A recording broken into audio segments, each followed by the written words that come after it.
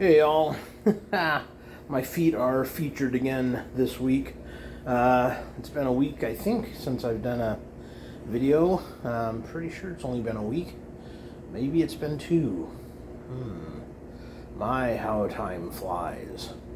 But I wanted to touch base and let everybody know that, it must have been two, because the last time was right after my favorite YouTubers came to town for the fan con. So anyhow, we're now at the 2nd of July, and I've been mulling around what I want to do for a video, and I still don't know. So this is going to be just kind of take it as you will. So anyway, I figured I would feature my feet again. Yeah, there they are. Yes. So yeah, I've been very busy. Day before yesterday was my 52nd birthday. And yes, thank you. Happy birthday to me. Yes, and all that. And so, been busy with that. I've been busy with getting ready to, I'm going to go to the Fort Worth Zoo on Wednesday. I've been to Fort Worth twice. This will be my third mission to Fort Worth, but I'll also be going to the zoo this time around, and I'm really looking forward to that. So anyway, I know there's just not a whole lot here. And, well, I also know that when I did my last video, my I Have Returned, I was going to talk about issues of faith, which maybe I'll grace that today real quick, and just things, because there's a whole lot going on, but not a whole lot specifically for the video. But I will say this. I have been following in Judaism what they call Noahide. That's, I guess you could say, that's my faith. I'm a Noahide. What is a Noahide? A Noahide is a Gentile, a non-Jew, who follows the laws or the order or the commandments that God gave to first to Adam, then to Noah, and then to Abraham. And it's funny, everybody thinks, oh, Abraham, what a Jew. No, he was not Jewish. He was a Noahide. So were Isaac and Jacob were Noahides. Now, did they establish a covenant with God Almighty? Yes, they did, and that's how we have the Jewish people today. Obviously, becoming the nation of Israel, and inheriting the Promised Land. It's Israel. But as far as people are concerned, the humanity as a whole, if you're not Jewish and you choose to follow God and serve God, and I mean the one true God,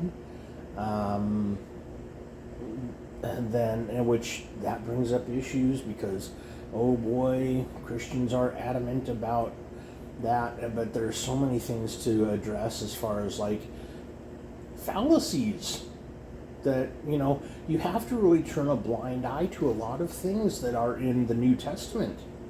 To believe things that are in the New Testament. And it's just, I'll give an example. This is one of the reasons I turned to being a Noahide. In the Torah, we have Adam. Adam was made on a sinless planet called Earth. Eve was taken out of a sinless man, so Adam and Eve were both sinless until they were tempted by the serpent. Right? We're on the same page so far, right? Well, then we skip to the New Testament, and we have Mary, born of sinful parents, born into sin, born being a sin being a sin person, committing sin, and yet she has a unblemished, perfect child. I don't see how that's Torah. I don't see how that's reality. How do you explain that? Please explain how a sinful being begets a non-sinful anything. And to tag that on God Almighty, Wow, that's almost heresy if you think about it. Because now you're saying that God is building competition for himself.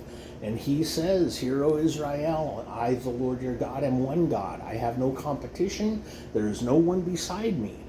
So why would God impregnate a sinful being to try and have a pure being to erase the sins of the world when that's not even scriptural? That's just like, wow, you got to really set your mind on at the doorstep to think about that. Anyway, I know I'm pissing a lot of people off, but really, please think about that and investigate. How does a sinfully immersed in sin person beget God who cannot handle being around sin? How does that work? I'd love to hear an answer, a good answer for that. But anyway, that's just one of the topics, and I'd love to investigate that further. We will. But anyway, I don't want to get too long-winded here, but think about that. Adam and Eve in the Torah. The Torah, I totally believe the Torah. There are not 36,000 versions of the Torah. There's the Torah. And you know what you get beside the Torah? The Torah. There's, Bibles. Man, there are so many versions of the Bible that it's not even funny. And if you compare things in the New Testament with things that are in the Torah, boy, there are greatly misconstrued concepts and verses and things. So anyway, that's for another day. But anyhow, my feet wish you well. I hope you're having a great summer. I hope things are going well for you wherever you are. And I will do some more videos, being more expansive. In fact, actually right next to me, I'm going to show you my my Kamash.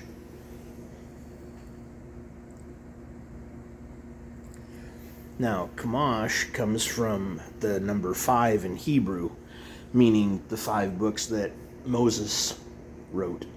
So anyway, Genesis, Exodus, Leviticus, Numbers, Deuteronomy, that's what that is. Anyway, and it has Hebrew and English in it. It's awesome. Anyway, like I said, not to get too long-winded, didn't really have any topic on hand, but think about what I'd mentioned and get back to me. I'm very interested to hear what y'all have to say. Thank you much. Love you guys. Bye-bye.